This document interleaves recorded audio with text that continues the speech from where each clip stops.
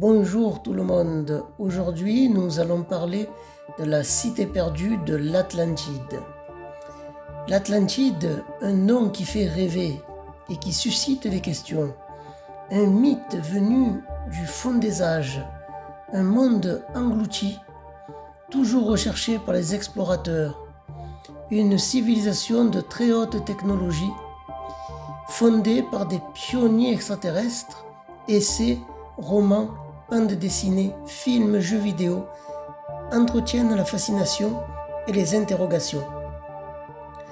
Platon situe l'île mythique à l'ouest des colonnes d'Hercule, au-delà du détroit de Gibraltar, dans l'océan Atlantique.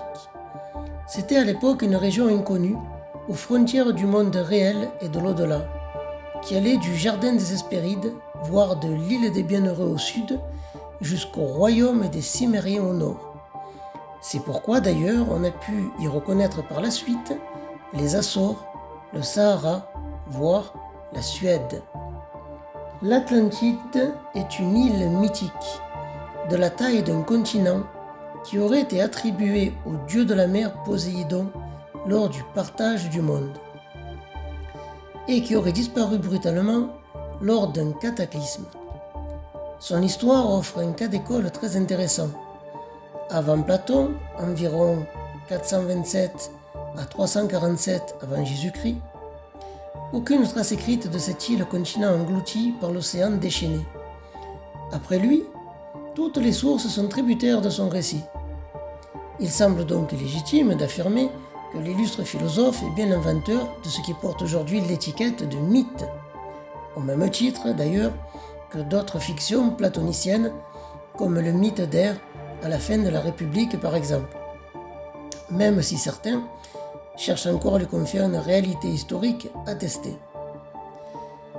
C'est dans deux de ces dialogues dits de vieillesse, vers 355 avant Jésus-Christ, le Timée et le Critias, que Platon raconte une histoire vieille de 9000 ans, Timée 23e. Elle se présente comme un récit fait au fameux législateur athénien Solon, 640 à 558 avant Jésus-Christ, par un vieux prêtre égyptien de la déesse Net que les Grecs assimilent à Athéna, à Zaïs en Égypte, dans le delta du Nil, à une date que l'on pourrait situer vers 590 avant Jésus-Christ. De retour à Athènes, Solon transmet cette histoire à son parent Critias, dit l'Ancien, alors enfant, qui la transmet à son tour à son petit-fils Critias, dit le Jeune, élève de Socrate et oncle maternel de Platon. C'est ce dernier qui la rapporte en dialoguant avec Socrate vers 430 avant Jésus-Christ. D'abord résumée dans le Timée, l'histoire de l'Atlantide est longuement développée dans le Critias, où le récit se termine abruptement au milieu d'une phrase. Lorsque les dieux furent tous réunis, Zeus dit « A-t-on perdu la fin du manuscrit ? Platon a-t-il laissé son dialogue inachevé ?» Quoi qu'il en soit, on devine fort bien la suite, qu'a déjà résumé le Timée 25d.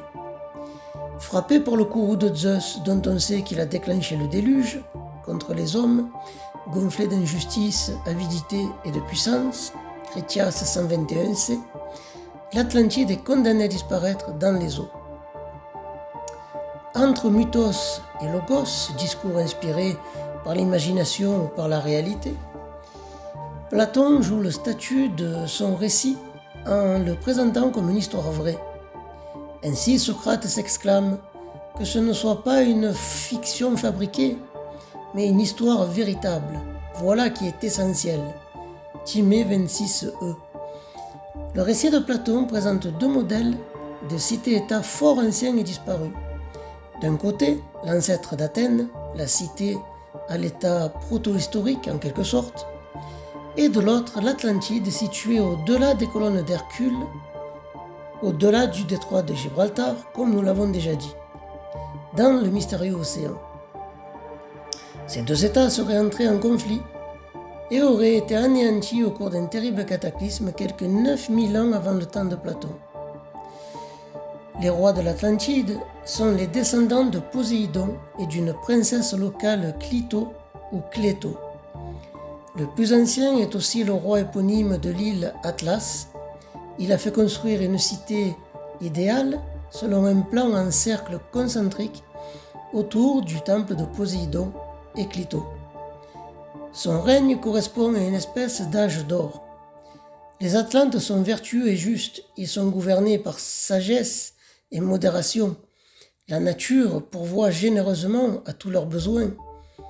Plusieurs générations se succèdent ainsi, jusqu'au jour où, corrompus par l'orgueil de dominer, ils abandonnent leurs mœurs paisibles et pris d'une frénésie de conquête envahissent en force l'Europe et l'Asie.